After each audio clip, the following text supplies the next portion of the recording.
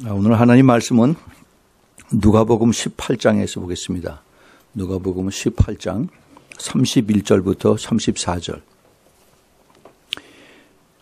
누가복음 18장 31절에서 34절까지 제 성경은 127페이지입니다. 찾으셨으면 우리 같이 한 목소리를 같이 크게 읽읍시다. 시작. 예수께서 12 제자를 데리시고 이르시되 보라, 우리가 예루살렘으로 올라가노니 선지자들로 기록된 모든 것이 인자에게 응하리라. 인자가 이방인들에게 넘기어 희롱을 받고 능력을 받고 침뱉음을 받겠으며 저희는 채찍질하고 죽일 것이니 저는 3일 만에 살아나리라 하시되 제자들이 이것을 하나도 깨닫지 못하였으니 그 말씀이 감추었으므로 저희가 그 이르신 바를 알지 못하였더라. 아멘. 같이 잠깐 기도하겠습니다. 거룩하신 우리 하나님, 그리고 살아임하신 우리 하나님 감사합니다. 귀한 말씀을 오늘 주일도 주님께서 저희들에게 주십니다. 이 말씀이 저희들에게 마지막 때를 살아가는 저희들에게 다시 한번 힘이 되어주시고 주님께서 또 저희들에게 깨달음을 주셔서 그래서 정말 주님 붙들고 끝까지 좁은 길 갈 수 있도록 주님 축복하여 주시옵소서. 주님 다시 한번 주님 앞에 간구합니다. 이 자리에 저희들이 마음을 다하고 성품을 다하고 온 힘을 다해서 온전히 주님 앞에 바쳐지는 그러한 예배가 되기를 간절히 소원하오니 이 시간에 성령께서 저희들의 마음을 활짝 열어주시고 하나님의 말씀을 받을 수 있는 그러한 옥토가 되게 해주셔서 이 말씀이 저희들 삶 속에서 정말로 30배, 60배, 100배로 열매 맺는 삶을 살 수 있도록 꼭 도와주시옵소서. 이 시간에 악한 마귀들 저희 마음속에 잡생각 들어서 말씀을 뺏어가지 못하도록 좀 지켜주시고 성령으로 충만하게 채워주시고 천군 천사로 보호하여 주시옵소서. 주님 이를 통해서 영광을 받으시었고 주님 부족한 종 지금 다시 한번 주님께서 기름 부어주셔서 말씀의 능력으로 선포될 수 있도록 허락하여 주시옵소서. 예수 그리스도 이름으로 간절히 기도합니다. 아멘. 아멘. 오늘 읽었던 우리 누가복음 18장 31절에서 34절은 예수님께서 이제 마지막 유월절을 지키시기 위해서 그래서 갈릴리에 계시다가 그러다가 이제 제자들하고 같이 갈릴리에서 이제 예루살렘으로 오는 그 과정에 있었던 그런 일입니다.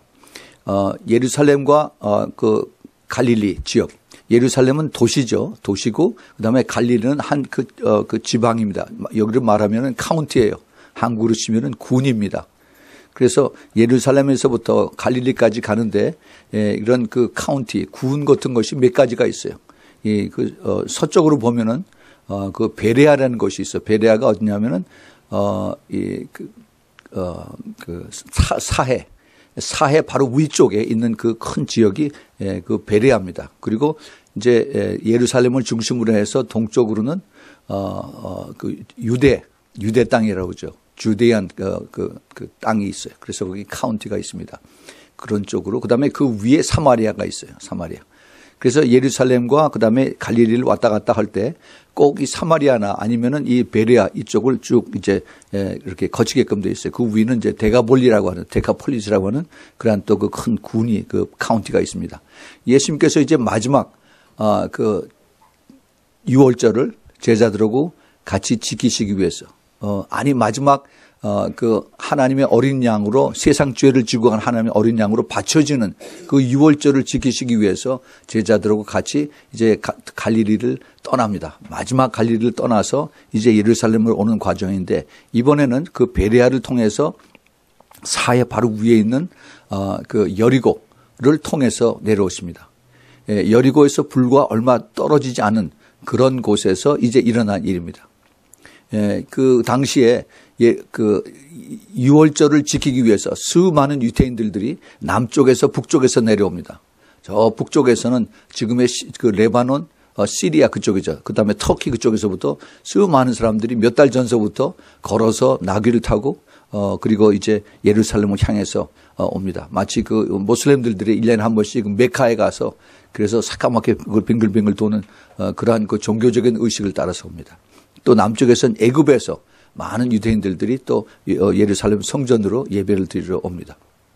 그중에 예수님과 12 제자가 같이 끼어서 이제 오고 있습니다. 그 마지막 예수님의 그 유월절을 한 일주일 정도 남겨놓고 이제 생긴 일입니다. 요 다음 주 목요일이 이제 유월절에 주님께서 어린 양으로서 이제 죽는 그런 이제 그 잡혀지는 그러한 일이죠. 예수님께서 이제 마음이 착잡합니다. 내가 이제 가면은 이제 다시는 갈릴리로 못 오고 그리고 이 제자들도 이제 거기서 끝이구나 하면서 마음이 굉장히 지금 그 착잡한 그런 가운데에서 주님께서 이제 길을 가시다가 갑자기 이 제자들을 모아놓고 그리고 이제 이야기를 하시는 내용이 오늘 그 본문 말씀입니다. 오늘 이 말씀이 마태복음 20장에서 나와 마태복음 20장 17절에서부터 19절에 나오고 그다음에 마가복음 10장 32절에서 34절에 똑같은 내용이 나옵니다. 그런데 그 마태복음 20장에 보면은 거기서 그 제자들을 따로 불러 세웠다라고 그렇게 얘기를 해요. 옆에서 불러 세우고 따로 세우시고 길에서 말씀하셨다라고 그랬어요. 그러니까 주님께서 굉장히 마음이 급하신 것을 알 수가 있습니다. 이 예수님께서 지금 어디까지 오셨냐면 여리고 가까이 와서 이제 여리고에서부터 그 다음에 이제 주님께서 가시는 길이 베다니를 거쳐서 여리고에서는 그 다음에 보면은 그 소경 바디메오를 고치시는 그러한 일을 하시죠. 그리고 이제 베다니에서 마리아와 그다음에 마르다 그리고 그 자기 오빠 이 나사로를 그 살리시는 그러한 역사를 하시고 그다음에 이제 그 벳바게라고 하는 곳에서 거기서 이제 그 낙이 위에 타시고 그다음에 이제 그 감람산 언덕을 넘어서 예루살렘으로 들어 올라갑니다. 예루살렘은 꼭대기에 있어요. 산 꼭대기. 그래서 항상 예루살렘을 얘기할 때는 올라간다라고 얘기를 해요. 올라간다. 그래서 꼭대기로 올라가서 이제 그 밑으로 다시 내려가는 그것이 예루살렘의 그 위치입니다. 언제 한번 여러분들과 같이 예루살렘을 가서 이스라엘을 가서 쭉 다 보면서 이것을 하나하나 좀 다시 성경 공부를 했으면 좋겠습니다. 예. 그런데 이 예수님께서 지금 이 예루살렘을 가실 때는 굉장히 기쁜 마음으로 하는 것이 아니라 마음이 굉장히 지금 착잡해요. 그러면서 주님께서 뭐라고 말씀하시냐면은 앞으로 이제 내가 이제 고통을 당하고 죽겠다 하시는 말씀을 여기서 하십니다. 예수께서 12제자를 데리시고 이르시되 우리가 예루살렘으로 올라가노니 선지자들로 기록한 모든 것이 인자에게 응하리라. 그리고 인자가 이방인에게 넘기어 희롱을 받고 능력을 받고 침뱉음을 받겠으며 저희는 채찍질하고 죽일 것이나 저는 3일 만에 살아나리라. 이렇게 예수님께서 말씀하십니다. 앞으로 예수님께서 이제 엄청나게 고통을 당하시고 순환을 당하시고 그다음에 채찍과 그다음에 죽음을 당하시고 3일 후에 살아나실 것이다. 근데 예수님이 이 말씀하신 것이 처음이 아니에요. 이게 지금 세 번째 말씀하십니다. 세 번째. 그 마태복음 16장에 보면은 그 가이사라 빌립보라고 그랬어요. 갈릴리 북쪽에 있는 그 산에 가서 거기서 제자들하고 같이 이제 사람들이 나를 뭐라고 얘기하느냐라고 물어보죠. 그 제자들이 엘리야라고 합디다. 세례 요한이라고 합디다라고 했는데 예수님께서 베드로에게 너는 나를 누구라고 보느냐 그랬더니 베드로가 주님은 살아계신 하나님의 아들이요. 그리고 그 구세주라고 하는 그러한 그 하나님이다 하는 그러한 뜻을 얘기를 하지요. 그랬더니 주님께서 기쁘셔서 이제 네가 얘기한 것은 네가 한 것이 아니라 하늘의 아버지께서 성령께서 너에게 이것을 가르쳐 주셔서 내가 대답을 했다라고 말씀하시면서 그 다음에 그 16장 21절에 주님께서 이렇게 말씀하십니다. 이때로부터 예수 그리스도께서 자기가 예루살렘 올라가 장로들과 대제사장들과 서기관들에게 많은 고난을 받고 죽임을 당하고 제3일에 살아나야 할 것을 제자들에게 비로소 가르치셨다라고 했어요. 예. 그런데 제자들이 귀담아 듣질 않았습니다. 어떻게 우리 선생님이 그럴 수가 있나. 그러고서 귀담아 듣지 않았어요. 그런데 거기서 끝나지 않고 그 다음에 또 주님께서 마태복음 17장 그 다음 장 22절에서 갈릴리에 모일 때 예수께서 제자들에게 이르시되 인자가 장차 사람들의 손에 넘기어서 죽임을 당하고 제3일에 살아나리라 하시니 제자들이 심히 근심하더라라고 말씀하세요. 마태복음 17장은 예수님께서 그 변화산상에서 거기서 이제 주님의 몸이 영광체로 변하고 모세와 엘리야하고 같이 이제 그 대담을 하는 그러한 내용을 거기에 나오고 있습니다. 그러고 나서 예수님께서 내가 이제 얼마 있다가 이제 채찍을 맞고 죽으리라. 그리고 3일 후에 다시 살아나리라고 했는데 그때도 깨닫지 못했어요. 이번에 세 번째 주님께서 말씀하고 있습니다. 그런데 오늘 읽었던 여기 보면은 예수님께서 12제자를 데리고 가셨다라고 했어요. 그 중에는 예수님을 배반했던 가롯 유다도 포함이 되어 있습니다. 가롯 유다도 지금 이 말씀을 듣고 있어요. 내가 이제 이방인들에 넘겨서 희롱을 받고 능력을 받고 침뱉음을 받겠으며 또 저희들이 나를 채찍질하고 나를 죽일 것이다 하는 이 말씀을 바로 가롯 유다에게도 주님께서 말씀을 하셨습니다. 근데 바로 이것은 선지자로 기록된 모든 것이 인자에게 응함일 것이다 라고 이렇게 말씀하십니다. 그 31절에 선지자로 기록된 모든 것이 인자에게 응하리라. 예수님의 제자들은 이 말이 무슨 얘기인지 잘 압니다. 구약에 있는 모든 말씀과 선지자들의 말씀과 시편에 있는 말씀을 주님께서 말씀하셨어요. 시편 22편 11절에서부터 보면은 나를 멀리하지 마옵소서 환난이 가깝고 도울 자가 없나이다. 많은 황소가 나를 에워싸며 바산의 힘센 소들이 나를 둘렀으며 내게 그 입을 벌림이 찢고 부르짖는 사자 같으니이다. 나는 물과 같이 쏟아졌으며 내 모든 뼈는 어그러졌으며 내 마음은 천밀 같아서 내 속으로 녹았으며 내 힘이 말라 질그릇 조각 같고 내 혀가 이틀에 붙였나이다. 주께서 또 나를 사망의 진토에 두셨나이다.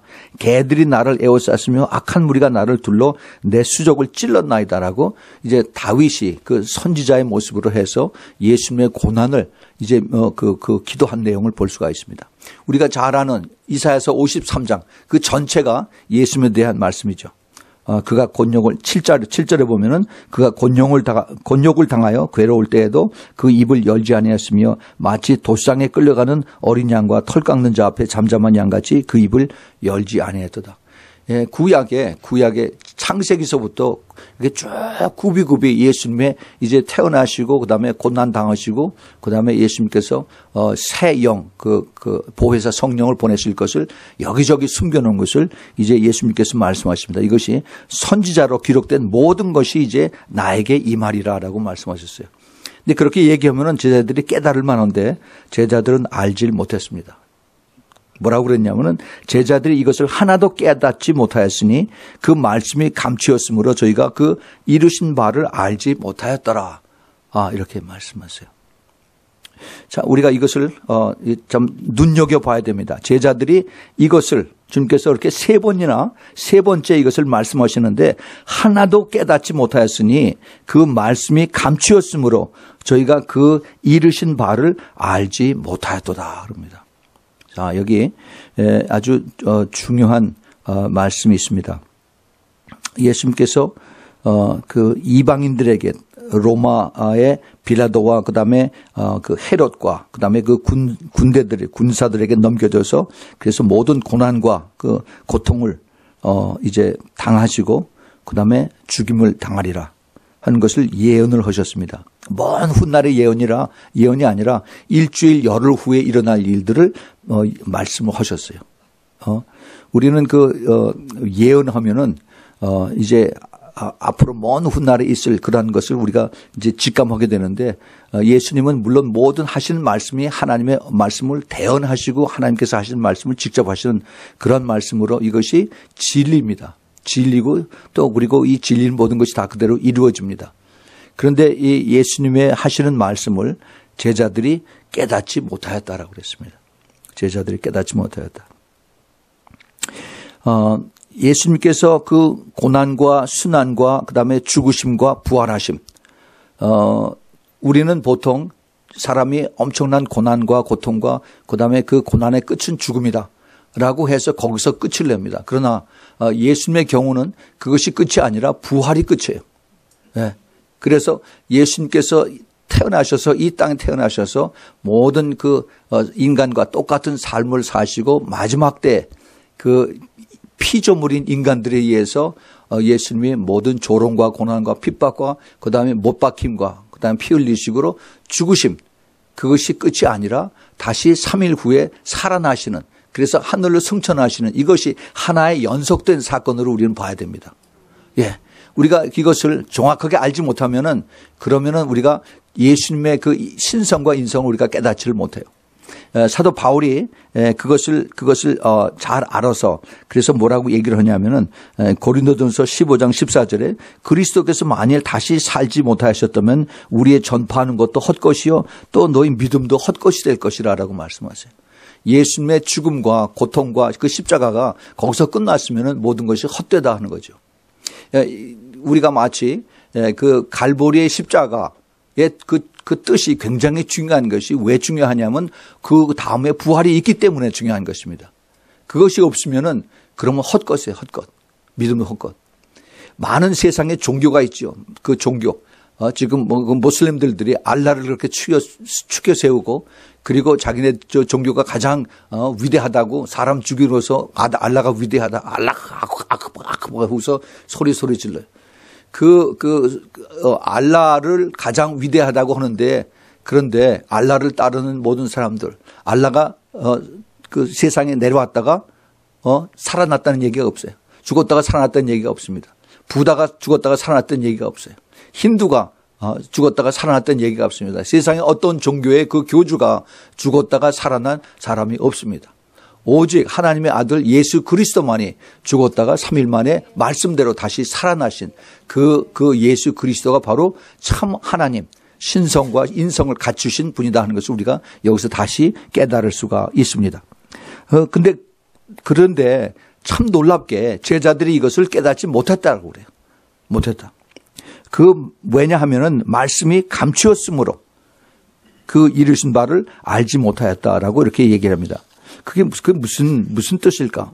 왜 말씀이 감추어졌을까? 제자들이 믿음이 없어서 그랬을까? 아니면 제자들이 성령을 받지 못했기 때문에 그랬을까? 아니면 제자들이 그 당시에 유대인과 또 예루살렘에서 가르치는 모든 소위 신학이 잘못돼서 그래서 이 제자들도 거기에 물이 들어서 그렇게 따라가고 있었을까? 우리가 여러 가지 각도로 한번 생각해 볼 필요가 있어요. 왜 예수님께서 3번씩이나 이렇게 말씀하셨는데 그 제자들이 이것을 깨닫지 못했을까? 자, 이걸 한번 보세요. 지금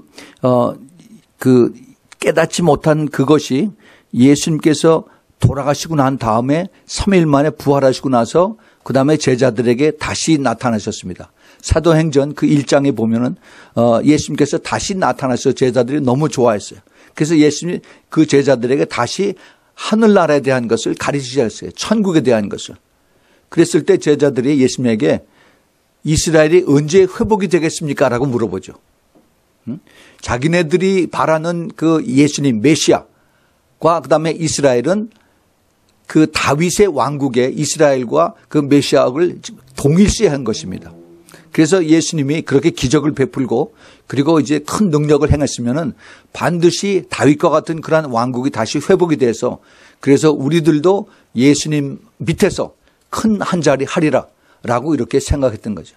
그래서 마태복음에 보면은 오늘 그 마태복음 20장에서 주님께서 하신 그 말씀은 바로 그 다음에 보면은 요한과 야고보의 어머니가 예수님에게 쫓아와서 주님께서 출세하시면은 내 아들 둘을 주님의 오른쪽 왼쪽에 넣어서 좌우정 우정으로 좀 시켜주세요라고 얘기를 합니다. 예. 근데 그것이 여인네 요한과 야고보의 어머니의 그러한 믿음으로 그렇게 온다면은 그 당시에 모든 사람들이 그렇게 믿었던 걸 우리가 추측을 할 수가 있습니다. 하물며 그 제자들도 그렇게 깨닫고 그렇게 옛날에 자랐을 때 그 시나고그에서 회당에서 그렇게 배우고 그러고 자랐어요. 그러니까 예수님께서 이제 그런 얘기를 해도 그게 귀에 들어오지도 않고 그리고 이제 예수님이 다시 오셔서 살아나셔서 오셨을 때 부활했을 때 이제 예수님이 메시아로 오셨구나 그래서 이제 우리가 압박당하는 그 로마에서 해방시켜주고 우리를 세금 덜 내게 해주세요. 이것이 자기네들의 가장 큰 바람이었던 것입니다. 그래서 그들의 그 잘못된 그 당시의 신학이죠. 이것 때문에 예수님의 이제 앞으로 돌아가시고 다시 이제 부활하실 이것에 대한 것을 전혀 깨닫지를 못했습니다. 근데 이것이 지금 2000년이 지나고 나서 유대인들, 이스라엘에 있는 유대인들과 전 세계에 퍼져 있는 유대인들이 여태 똑같이 그러한 깨닫지 못하는 그러한 일들이 계속 되고 있습니다. 예수 그리스도가 우리는 메시아고 예수 그리스도만이 우리를 구원해 줄 수 있다는 것을 우리는 잘 알고 있습니다. 그런데 유대인들은 예수 그리스도를 믿는 사람들을 아주 싫게 나쁘게 생각을 해서 그래서 그들을 핍박을 하고 그리고 쫓아내는 그런 일들을 하고 있습니다.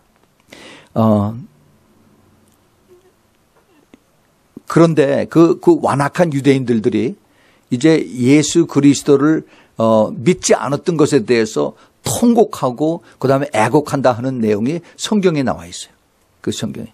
스가랴서 12장 10절에 보면은 내가 다윗의 집과 예루살렘 거민에게 은총과 간구하는 심령을 부어주리니 그들이 그 찌른 바를 바라보고 그를 위하여 애통하기를 독자를 위하여 애통하듯 하며 그를 위하여 통곡하기를 장자를 위하여 통곡하듯 하리로다. 이 말씀이 있습니다. 이 말은 이제 이 유대인들이 그들이 그렇게 지금 마음이 완악해져서 예수 그리스도를 알지 못하고 그들이 기다리는 메시아가 지금 그 다윗과 같은 사람이 나오려 하고 엉뚱한 것을 기다리고 있었는데 이제 예수님께서 그들의 심령을 열어주신다라고 그랬어요. 그걸 깨닫게 해주시면은 그러면 이들이 이제 그때서야 우리가 2000년 전에 우리의 조상이었던 같은 유대인의 혈통을 가진 우리의 조상이었던 그 예수 그리스도가 바로 메시아였구나 한 것을 깨닫고 그리고 우리가 예수 그리스도를 죽였습니다라고 하면서 애통하고 회개하는 역사가 일어날 것이는 겁니다. 그를 찌른 자가 볼 것이다 하는 얘기가 요한계시록 1장에도 나옵니다. 그를 찌른 자는 직접 예수님을 찌른 자는 누굽니까? 로마 병정이에요.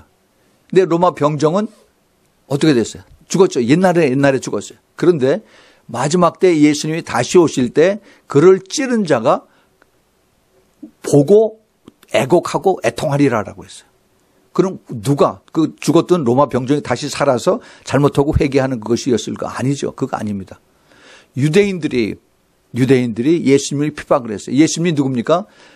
하나님의 말씀이 육신이 돼서 오신 바로 이 땅에 인성으로 오신 분이에요. 하나님. 예수님은 말씀이라고 그랬어요. 하나님 말씀인데 말씀이 육신 돼서 오신 분이 바로 예수님이세요. 그래서 예수님이 하나님을 대신해서 하나님이 이스라엘 백성들이 하나님 말씀을 받았는데 그 말씀이 그들에게 다가간 것이 바로 예수 그리스도인데 그걸 깨닫지 못한 거죠. 그리고 그를 핍박해서 빌라도에게 넘겨서 죽게 했던 것이 바로 유대인들이었습니다. 그것을 깨닫고 나니까 그 깨닫는 그것을 누가 해요? 예수님께서 그들에게 성령을 부어주니까 그때서 깨달아진다는 겁니다. 그래서 그때 회개하는 거예요. 예수 그리스도를 찔른 자는 바로 예수 그리스도를 핍박한 자, 하나님 말씀을 핍박하고 그리고 그들을 방해했던 이런 사람들이 그때 이제 그 눈을 열어주니까 깨닫고 회개하고 주님 앞에 통곡하고 애곡하는 그런 일들이 일어나게 되는 거예요. 그 말씀들을 이제 우리가 같이 보면서 그러면은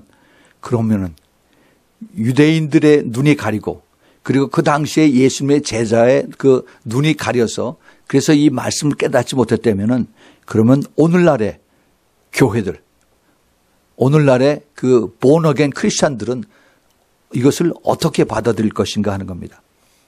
예수님의 그 예언의 말씀은 예수님 돌아가시기 전에 예수님이 돌아가실 것을 이제 그것을 말씀하신 것을 우리가 예언이라고 이렇게 불렀습니다. 그런데 예수님께서 그 돌아가시기 전에 그것만 말씀하신 게 아니에요. 이제 다음 주일에 예수님께서 너무너무 가르칠 게 굉장히 많았어요. 마음은 급하고 이제 날짜는 이제 점점 다가오고 그러니까 주님께서 이제 화요일 날에 엄청 많은 것을 그 가르치시고 확 하십니다. 이걸 제자들에게 설명을 하세요. 그 내용 중에 가장 중요한 핵심을 부르는 것이 이제 성령이 다시 오실 것이고 그다음에 마지막 때에 대한 그 올리벳 디스코스라고 그래서 그 예루살렘으로 올라가셨다가 다시 거기서 나와서 그 올리브 동산, 산에서 그래서 이제 마태복음 24장의 마지막 때의 징조에 대해서 쭉 말씀하십니다. 그것이 마태복음 24장에 있고 마가복음 13장에 있고 그다음에 이제 누가복음 21장에 나옵니다. 똑같은 예수님의 예언이에요. 그런데 이것을 현대 교회들은 이것을 어떻게 받아들일까 하는 겁니다. 이것을 깨닫지 못하고 예수님의 제자처럼 2000년 전에 예수님의 제자처럼 그것을 깨닫지 못하여서 말씀이 감추었으므로 깨닫지 못할 것인가 아니면은 내가 일부러 이것을 잊어버리려고 하는 것인가? 자, 우리가 이걸 한번 보세요. 예수님의 그 말씀을 하신 것을 그 마태복음 24장과 마가복음 13장, 누가복음 21장에 있는 말씀은 2000년 전에도 있었습니다. 예수님이 하신 말씀을 예수님의 사도들이 그걸 받아 적어서 그래서 초대교회 예루살렘 교회에서 그걸 가지고 예수님 다시 오실 것을 간절히 사모하면서 그리고 기다렸어요. 사도 바울도 그것을 받아들이고 가는 곳마다 빌립보 교회에서 데살로니가 교회에서 에베소 교회에서 이 말씀을 적용해서 이제 우리가 깨어서 그리고 준비하고 기다리고 있어야 된다. 고린도 교회에서 특별히 그걸 가르쳐주고 그랬었어요. 그런데 이제 불과 그러고 나서 예수님과 그다음에 예수님의 제자들이 이제 그러고 나서 떠나시고 난 다음에 예수님의 제자들이 다 죽고 난 다음에 그다음에 한 40년 50년 후에 무슨 일이 일어났냐 하면은 사도 요한이 반모섬에서 예수님을 만났어요. 그래서 예수님께서 가르쳐 준 것을 다 적었습니다. 그리고 나서 마지막 때에 대한 것들을 쭉 환상으로 보여주셨어요. 근데 그 제일 앞에 부분에 요한계시록 2장 3장에 예수님께서 7교회에 대한 것을 쭉 가르쳐 주셨습니다. 그 당시에 소아시아, 지금 터키죠. 터키의 7교회의 모습을 가르쳐 주면서 그들이 거의 다 부패했다라고 말씀하세요. 에베소 교회에서부터 라오디게아 교회까지. 부패해서 회개 많이 해야 된다라고 했습니다. 오직 빌라델피아 교회만 주님께서 그런 책망을 안 하셨어요. 예수님께서 온전하신 눈으로 아주 퍼펙트한 그런 눈으로 주님께서 평가를 하셨어요. 교회에 대해서. 그게 가장 성령 충만하고 그다음에 그 뜨거웠던 그 예루살렘 교회에 있었던 그때에서부터 약 한 40년 50년 그 전에 그때 일어난 것입니다. 그러니까 불과 한 40년 50년 사이에 교회가 그렇게 타락했다는 얘기예요. 세상과 타협하고 그다음에 그 주위에 있는 모든 우상신들과 같이 타협해서 예수님께서 그걸 보시고 그 7교회에 대한 것을 책망을 하시는 그런 내용을 쭉 적으셨어요. 40년 50년입니다. 자, 그런데 2000년 후에 이 교회의 모습을 주님께서 지금 보시면은 어떻게 평가하실까 우리가 한번 생각해 봐야 됩니다. 우리 주님이 똑같은 주님이 어제나 오늘이나 영원히 동일하신 우리 주님께서 똑같이 주님께서 보고 계세요. 지금 아직 요한계시록의 그 7교회에 대한 것처럼 주님께서 말씀을 안 하셨어요. 그러나 많은 기도하는 선지자를 통해서 지금 교회의 모습을 주님께서 한탄하고 계십니다. 우리 주님께서는 그 현대 교회 그 깨닫지 못하는 것이 그 당시에는 예수님의 사도들 그 제자들이 예수님이 하신 말씀을 깨닫지 못하는 것이 자기네들이 잘못 깨달음과 그다음에 성령을 받기 전에 그 지식적인 쭉 들어서 내려오는 이런 것들 때문에 예수님의 그 진리의 말씀을 받지 못했었는데 지금은 이제 성령이 다 들어왔어요. 오순절 그 성령 강림절 이후에 교회에 성령이 들어오고 이제는 꽤 많은 교회들이 이제 본어겐 크리스찬들을 외치면서 이제는 내가 성령을 모시고 산다라고 얘기를 합니다. 그런데 왜 이런 사람들이 예수 그리스도의 다시 오심의 발자국 소리를 듣지 못하는가 이거죠. 예. 그만큼 주님의 그 발자국 소리가 더 적어졌을까? 주님 오신 데는 하나님 말씀이 그만큼 더 약해졌을까? 아니면은 교회들의 귀가 더 막혀졌을까? 눈이 더 가려졌을까? 우리가 이것을 볼 수 있어야 됩니다.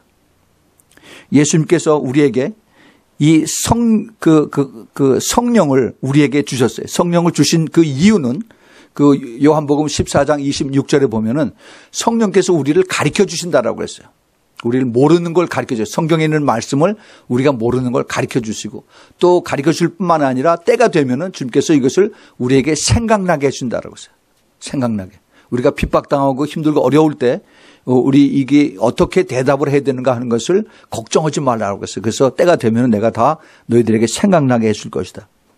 그런데 지금 교회는 너무 편하고 너무 가진 게 많고 그리고 너무 모든 것이 다 내 생각, 내 뜻대로 되기 때문에 그런 것에 대해서는 별로 신경을 안 씁니다. 그리고 주님의 다시 오시는 것에 대해서는 언젠가 내가 죽으면 천국 가겠지 하는 막연한 그러한 믿음과 내가 안에 가지고 있는 그 지식을 가지고 그리고 이제 세상을 살아가고 있습니다. 그럼 왜 교회가, 왜 그 본어겐 크리스찬들이 지금 이렇게 희미하게 그 성령의 음성을 듣지 못하고, 그리고 말씀을 깊이 깨닫지 못하고, 그리고 그냥 그렇게 라오디게아 교회의 모습으로 그렇게 종교적인 활동으로 지나갈까 하는 것을 우리가 잘 생각을 해야 됩니다. 무엇 때문일까? 그 범인이 누군가 하는 거죠. 성령이 잘못돼서 그랬을까? 그렇지는 않죠. 우리 성령님은 하나님이시고 완전하시고, 그리고 우리 성령님은 미스테이크가 없어요. 죄가 없으시고 미스테이크가 없어요. 그러니까 성령님의 죄는 아닙니다. 그러면은 누구의 죄예요? 교회죠, 교회. 교회. 우리 한 사람 한 사람입니다. 그런데 이것을 왜 실패를 했을까 하는 겁니다. 우리가 그것을 성경에 보면은 하나님께서 이스라엘을 아주 잘 훈련을 시키셨어요. 훈련을. 하나님 이스라엘을 훈련시키고 한 것에 대해서 우리가 교훈을 얻을 수가 있습니다. 이스라엘이 똑같이 우리하고 같은 죄인이에요. 그런데 하나님이 택함을 받아서 그들에게 먼저 하나님의 말씀을 주신 것입니다. 근데 그 말씀을 순종하지 않고 그다음에 그 이웃에 있는 나라들을 우상을 섬기고 그랬어요. 그 레위기 18장에 보면은 18장 2절서부터 쭉 보면은 그들이 잘못한 것을 그 모세를 통해서 하나님께서 이제 이스라엘 백성들이 가르쳐 준 내용이 나옵니다. 너는 이스라엘 자손에게 고하여 이르라. 나는 여호와 네 하나님이라. 너희는 그 거하던 애굽 땅에서 풍속을 쫓지 말며 내가 너희를 인도할 가나안 땅의 풍속과 규례도 행하지 말고 너희는 나의 법도를 쫓으며 나의 규례를 지켜 그대로 행하라. 나는 너희의 하나님 여호와니라. 너희는 나의 규례와 법도를 지키라. 사람이 이를 행하면 그로 인하여 살리라. 나는 여호와니라 라고 말씀하십니다. 지금 교회들이 하나님의 말씀을 많이 가리키고 그다음에 그 말씀 가지고 여러 가지 풀어서 그래서 깨닫고 또 쉽게 가르치기 일하고 있습니다. 그런데 이 말씀이 있는데 그 말씀이 이제 지켜지지가 않고 그다음에 그 말씀의 능력이 없어져요. 그 분명히 우리가 그 성경에 보면은 히브리서 그 4장에 보면은 우리 하나님의 말씀은 능력이 있어서 우리의 골수와 관절을 쪼개고 우리를 변화시키고 그리고 우리가 잘못된 것을 깨닫게 해준다고 했는데, 그런데 교회 안에서 계속 그 불의와 그다음에 그 모든 나쁜 짓들이 그대로 이루어집니다. 거짓이 그대로 이루어지고 그리고 교회가 정결하지 못하고 그리고 계속 교회는 세상하고 짝하고 그렇게 하는 것을 보게 됩니다. 문제들이 일어나고 있어요. 왜 그럴까? 물론 성도들이 잘못이에요. 또 잘못 가리키는 사람도 그것도 잘못입니다. 그러나 가장 근본적인 원인은 바로 그 주범이 사탄이에요. 사탄이 그들을 이제 유혹하고 미혹하고 그다음에 적당히 믿으라고 하는 타협하는 그런 걸 내서 사람들이 그걸 쉽게 받아들이고 갑니다. 그것에 넘어가게 한 것이 바로 제일 그 조상이 아담과 하와지요. 아담과 하와에게 죄를 짓게 했던 그 죄를 범하게 했던 그 사탄이 아담과 하와가 그 죄를 짓고 난 그 소위 원죄라고 하는 그 DNA가 우리 인간들에게 모두 다 그게 쭉 내려와 있습니다. 안 믿는 사람이나 믿는 사람이나 계속해서 우리가 가지고 있어요. 우리가 예수 그리스도를 믿고 그리고 우리가 성령으로 거듭났다고 하지만은 그러나 내 안에 그 죄의 뿌리는 그대로 아직 남아 있어요. 그래서 이것을 우리가 붙들고 싸워서 끝까지 성령님의 도움을 받아서 내가 이것을 이기지 않으면은 언젠가는 항상 내 마음대로 그다음에 세상하고 같이 짝하고 하나님을 등지는 그러한 일들이 언제든지 일어날 수 있다는 것을 우리가 알아야 됩니다. 그것을 우리 금요일 날 우리가 배웠죠. 그 에스더 목사님도 그렇게 얘기를 했습니다. 이스라엘의 그 실패, 이것을 주님께서 가르쳐 주세요. 그 실패가 뭐냐? 바로 이웃에 있는 애굽과 그다음에 가나안 땅에 있는 그 주위에 있는 나라의 풍습을 너희들이 쉽게 받아들였다는 겁니다. 풍습이 뭐예요? 컬처입니다. 컬처. 지금 미국의 컬처를 여러분 보십시오. 미국 컬처. 세상 사람들이 너무나 부러워하는, 특별히 젊은 사람들이 미국의 컬처를 그렇게 부러워해요. 아이러니컬한 것은 모슬렘들이 미국을 그레이트 세이탄이라고 해요. 가장 큰 사탄이라고 얘기를 해요. 예, 전에는 그걸 웃었었는데 지금은 그게 그대로 이제 아마 예언을 한 것처럼 그렇게 맞아 떨어지는 것을 봅니다. 미국이 그 정말 사탄의 이 컬처 문명을 사탄이 뿌려놓은 그 물질 문명을 지금 전 세계에 수출을 하고 있습니다. 예. 요즘 그 뉴스에 한국에서는 바둑 두는 사람이 인간이 이기냐 아니면 컴퓨터, 인공지능, AI라고 그러죠. Artificial Intelligence라고 해서 이것이 이기냐 해가지고 이것이 큰 뉴스거리가 되고 있습니다. 예. 사람들이, 이 세상에서 가장 쉽고 편하고, 그다음에 과학의 발달로 인해서 점점 우리가 이 쉬운 것을 누리는 그 secular culture, 세상의 이런 물질 문명이 바로 그 뒤에 우리를 도사리고 우리를 완전히 이 slave, 노예로 우리를 끌고 가려는 사탄의 계획이 그 뒤에 숨겨져 있어요. 그 뒤에는 아주 어마어마한 그 지식과 이런 것을 개발로 인해서 우리 인간들을 꼼짝 못하게 만드는 그런 것들이 사탄의 계획들이 이제 붙잡고 있습니다. 그런데 이 사탄의 컬처가 바로 크리스찬 컬처하고 그대로 연결되어 있는 것을 우리가 봐야 돼요. 그래서 이 크리스찬 컬처 안에 크리스찬들도 수많은 사람들이 도박하고 마약하고 알코올 중독 있고 그다음에 음란에 빠지고 그다음에 게임 컬처가 있고 그다음에 락 뮤직, 디모닉 뮤직 이런 거에 빠져서 그래서 거기서 헤어나지 못하는 것을 봅니다. 최근에 3월달 그 카리스마 매거진이라고 미국의 카리스마 매거진에 나온 거기 그 겉표지에 루 앵글 목사가 4월 9일 날 로스앤젤레스 칼리시엄에서 10만 명의 크리스천들이 모여서 회개하고 그다음에 중보해서 미국을 다시 회복하자. 미국을 다시 부흥으로 이끌자 하는 그러한 이제 콜이라고 하는, the call이라고 하는 이런 대연합 집회를 하는 소개를 하는 커버 표지 스토리가 나와요. 근데 그 안에 보면은 아주 경악할 그런 스토리가 거기에 아티클로 나온 걸 제가 찾았습니다. 봤더니 미국 복음주의 크리스천들의 68%가 정기적으로 포르노 음란 사이트를 본다는 거예요. 미국의 복음주의 크리스천들이. 그런데 더 놀라운 것은 미국 목사들의 54%가 바로 정기적으로 포르노를 본다는 그런 통계가 나왔습니다. 예, 미국의 목사들이. 불신자를 포함한 미국 남자들의 18세서부터 30歳남자들이 80%가 포르노에 중독이 되어 있다고 그래요. 중독. 이게 미국의 컬처입니다. 미국 사회의 컬처예요. 예. 누가 소돔과 고모라를 손가락질하면서 나쁘다라고 그러겠습니까? 지금 문제는 의인 10명을 찾는 그 하나님의 마음을 우리가 되찾고 그걸 우리가 바라보고 기도해야 되는 줄 알고 있습니다.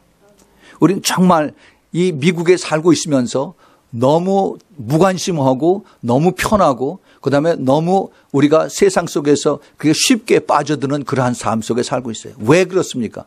우리가 영적으로 둔하기 때문에 영적 우리가 이게 예민하지 못해서 우리를 문을 두들기고 계시는 우리 주님께서 우리에게 말씀하신 것을 우리가 깨닫지 못해요. 이러한 엄청난 그러한 챌린지와 그다음에 이 유혹과 미혹과 이런 것이 우리를 압박해오고 우리의 죄를 더 찢게끔 이렇게 유혹을 하는 이러한 이 죄를 해결하시러 죄를 그다음에 가르쳐 주시고 회개하게 하시고 그다음에 이 죄를 다 없는 것처럼 다 덮어주시는 깨끗하게 씻어주시는 이 예수님이 이것 때문에 오신 것을 우리가 잘 깨달아야 됩니다. 예수님. 우리가 예수님을 제대로 잘 안 되면은 정말 예수님 밖에는 우리가 믿을 것이 하나도 없다는 것을 우리가 다시 한번 깨닫게 됩니다. 교회.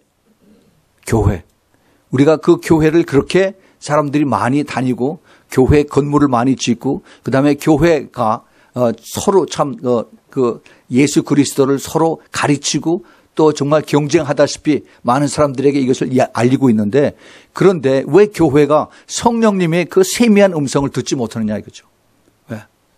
우리 예수님은 아까도 말씀을 드렸지만은 가시다가 제일 마지막 이제 불과 한 일주일밖에 안 남겨놓고 나서 너무 마음이 급하시니까 가시다 말고 길거리에서 제자 12명을 따로 세워서 그중에 한 명은 자기를 그러한 제자인데 그들을 따로 세워놓고 이제 내가 죽게 되었다. 내가 이제 머지않아서 며칠 후에 내가 죽게 되었다라고 얘기를 했을 때 그런데 그 제자들은 깨닫지 못한다라고 그랬어요. 예수님의 마음입니다. 그런데 이제 2000년 후에 예수님 오실 때가 다 돼 있는 이때 성령님께서 우리에게 왜 가만히 있으시겠어요? 우리 성령님은 우리에게 계속해서 우리에게 가르쳐 주시고 말씀해 주시고 깨닫게 해 주시고 다시 생각나게 해 주시고 하는 그 성령님의 역사가 우리 주위에 항상 있는 것을 우리가 깨달아야 됩니다. 그런데 우리가 그것을 듣지 못해요. 왜 우리가 그것을 듣지 못합니까? 우리가 죄가 있기 때문에.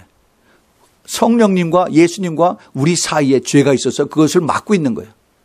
우리 주님은 계속 우리하고 거룩 교제하기를 원하세요. 커뮤하고 커뮤니케이트하기를 원하세요. 그런데 우리는 그것을 자꾸 막습니다. 내가 바쁘고 그다음에 내가 더 이것을 무시하고 내가 눈에 보이고 손에 만지는 거 이것만 가지고 전부다라고 생각을 하고 가기 때문에 주님의 음성을 얘야 내가 너에게 얘기하고 온다. 얘가 내가 너에게 보여줄 것이 있고 내가 너에게 할 얘기가 있다는 것을 이것을 뿌리치고 우리는 내 스케줄대로 그러고 가는 것입니다. 우리 성령 하나님은 우리에게 정말 내가 너에게 할 얘기가 너무 많다. 성경의 말씀의 깊은 비밀들을 가르쳐 주시고 깨닫게 해주시고 이것이 바로 지금 이 시대에 대한 것이다 하는 것을 너무너무 가르쳐 주시기를 원하시는데 그런데 우리 교인들은 본어겐 크리스찬들은 너무 바빠서 그래서 이것을 깨닫지 못하고 그리고 그냥 내 스케줄대로 내가 묵상하고 내가 잠깐 읽고 그다음에 내가 잠깐 기도하고 이것으로 모든 것을 다 알았다라고 생각을 하고 그러고 그냥 내 갈 길로 그냥 갑니다. 이것은 그 제자들이 이것을 하나도 깨닫지 못하였으니 그 말씀이 감추었다 하는 얘기고 그렇게 과에 다르지 않다. 거리 멀지가 않다는 것을 우리가 깨달아야 됩니다.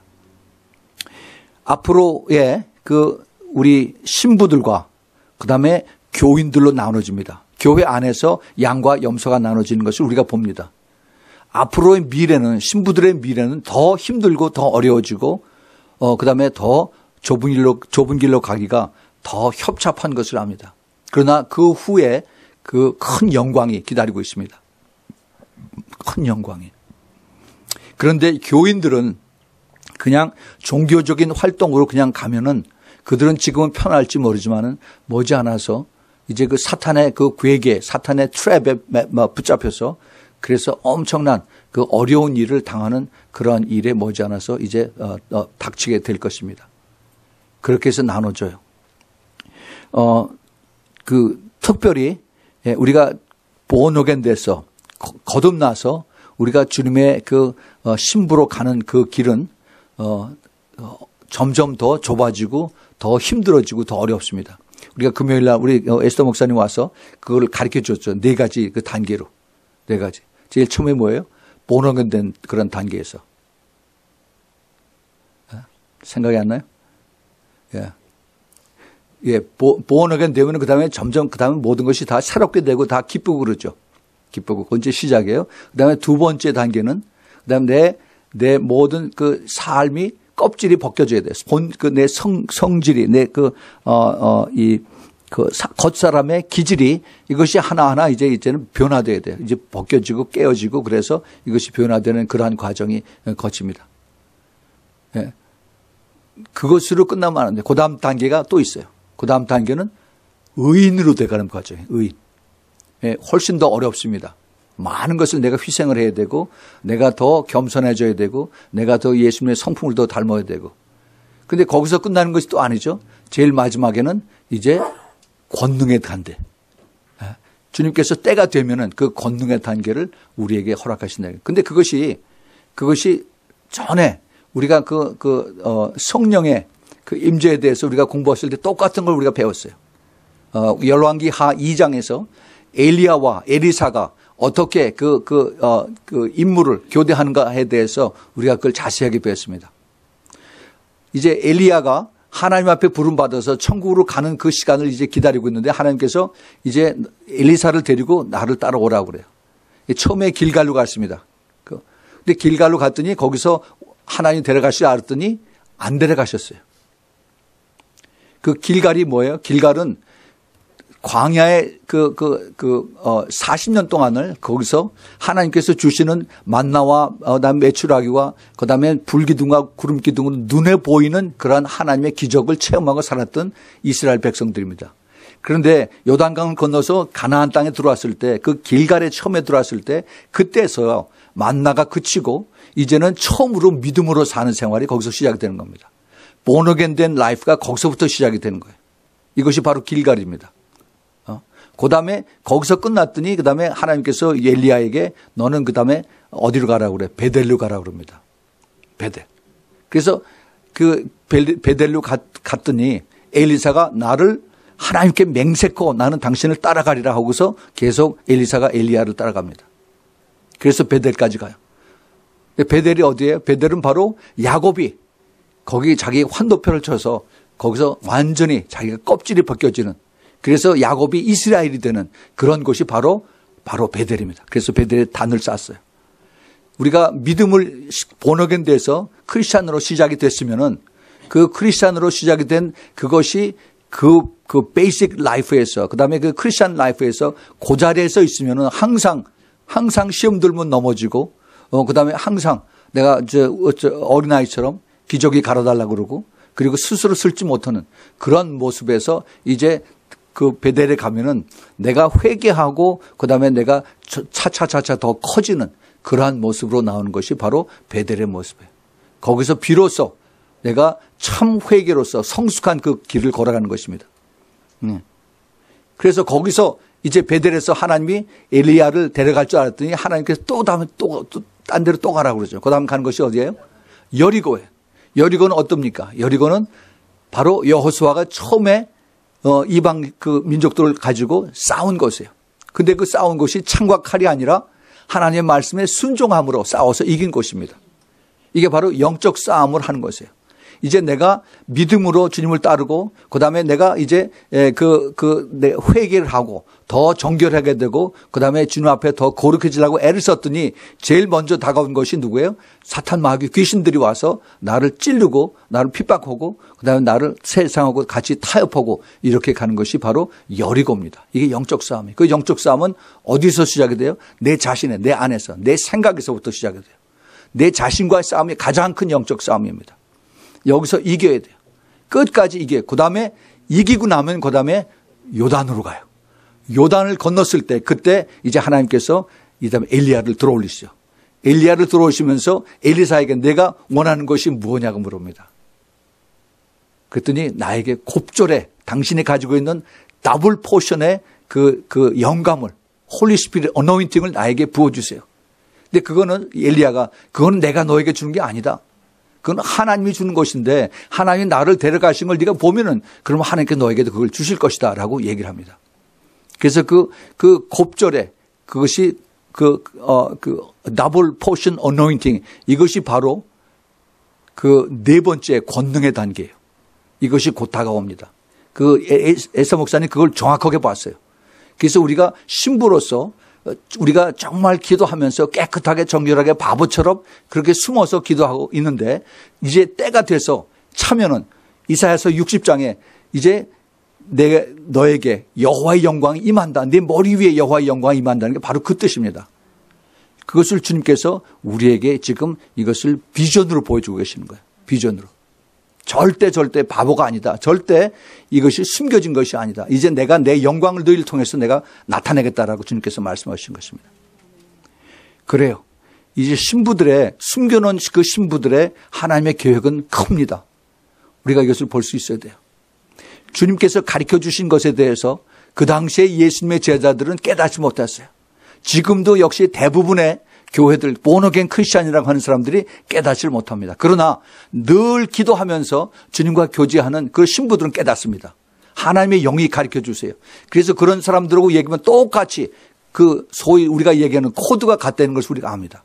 분명히 성령께서 가르쳐 준 것이 숨겨놓은, 여기저기 숨겨놓았던 그 그리스도의 신부들의 이 모습들이 이제 물 위로 뜨기 시작해요. 물 위로 쭉 떠요. 그 물 위로 그냥 뜨는데 각자 뜨는 것이 아니라 뜨면서 전부 다 연결이 다 됩니다. 연결이.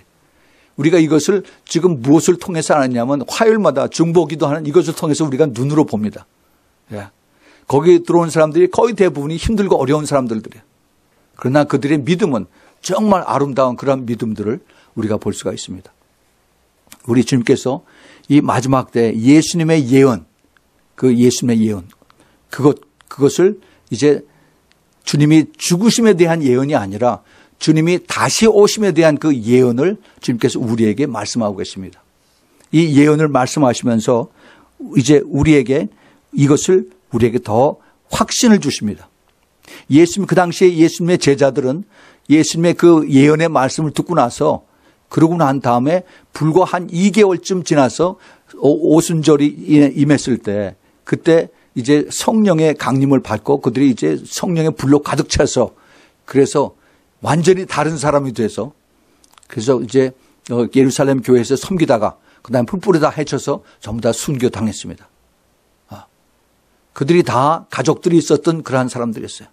그리고 그들이 다 목숨을 귀하게 여겼던 사람들입니다. 세상에서 무엇이 좋고 무엇이 나쁘고 무엇이 돈이 생기고 무엇이 이게 손해보는 거 다 아는 사람들이었어요. 그런데 이거 다 팽개치고 그리고 예수 그리스도를 위해서 다 순교했던 사람들입니다. 더 큰 영광을 위해서 더 큰 영광을 바라보기 때문에 그 성령의 확신을 있기 때문에 주님 앞에 기꺼이 목숨을 드렸습니다. 이제 불과 2개월 후에 그렇게 변화돼서 나머지 삶을 그렇게 드렸다면 지금 우리들에게는 예수님의 그 예언과 이 교회들, 신부들, 우리 모습을 잘 생각해 보시기 바랍니다. 과연 나는 지금 내가 과연 신부의 모습인가 아니면 내가 그냥 교인의 모습인가? 내가 뭐가 다른가? 내가 성령님의 음성을 내가 어떻게 듣는가? 내가 어떻게 반응을 하는가?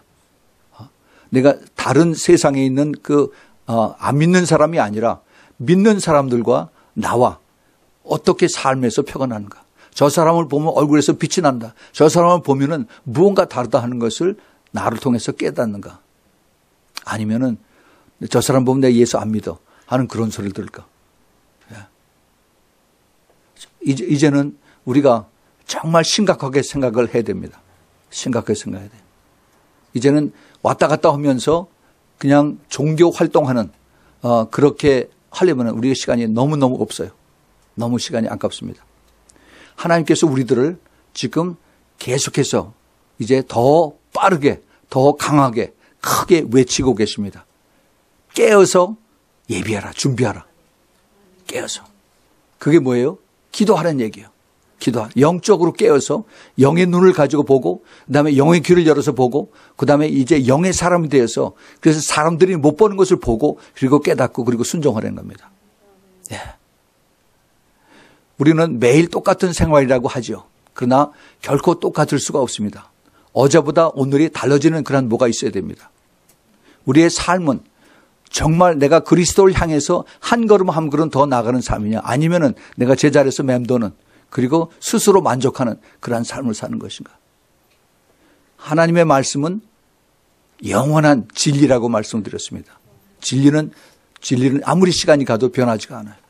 주님이 다시 오신다고 약속하셨으면 다시 오십니다.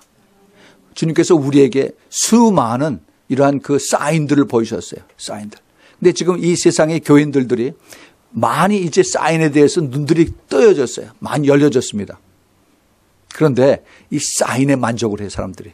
그것으로 만족을 하고 내 자신이 준비되는 것에 대해서는 별로 관심이 없습니다. 내가 이만큼 더 많이 아는데, 내가 666에 대해서 이만큼 더 많이 아는데 하고 이거 가지고 자랑하고 내가 얼마나 깨끗해지고 내가 얼마나 예수님의 성품을 가지고 있고 내가 얼마나 기도하면서 회개하는가 이것에 대해서는 별로 관심을 못해요. 사탄이 그렇게 내버려 두질 않습니다. 기도하게 두질 않아요. 예.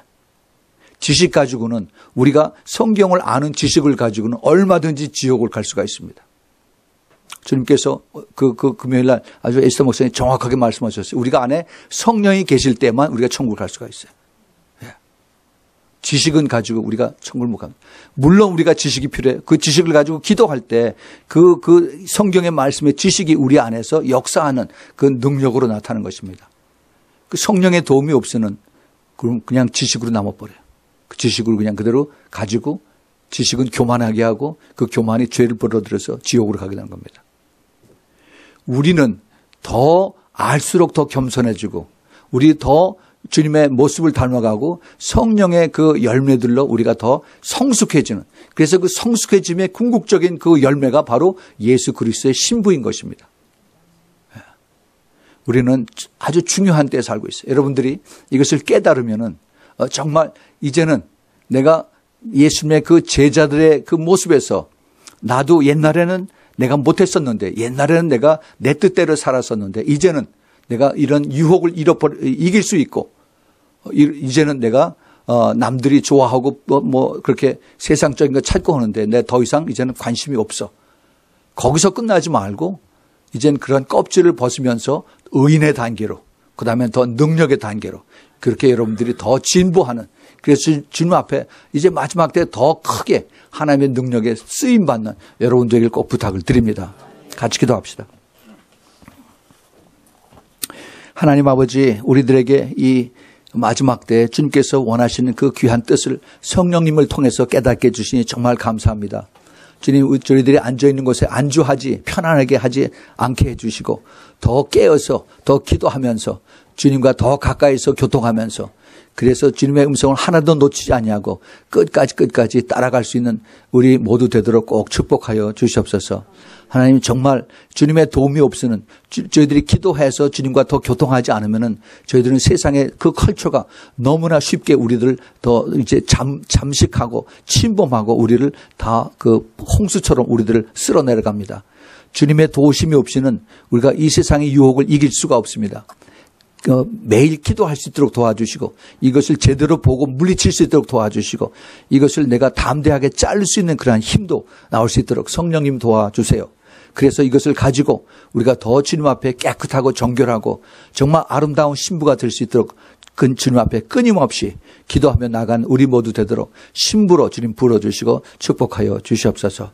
이제는 우리 주 예수 그리스도의 그 무한하신 그 은혜와 하나님 아버지의 끝없는 그 아가페의 사랑과, 그리고 우리 성령 하나님의 내주하심과 교통하심과, 그리고 그 기름 부으심이 이제 주님의 마지막 때 그 예언의 말씀을 소중히 여기고 늘 깨어서 기도하면서 끝까지 마지막을 달려가기를 기뻐하는 주님의 사랑을 우리 신부교회 성도들 머리 위에, 그 가족 위에, 또 그리고 그 하는 모든 사업체 위에, 멀리서 이 메시지를 간절히 사모하고 기다리는 주님의 사랑하는 그 신부들과 그 가족들 하는 모든 일에 지금부터 영원까지 함께 했기를 예수 그리스도의 이름으로 축원하옵나이다. 아멘. 아멘. 아멘.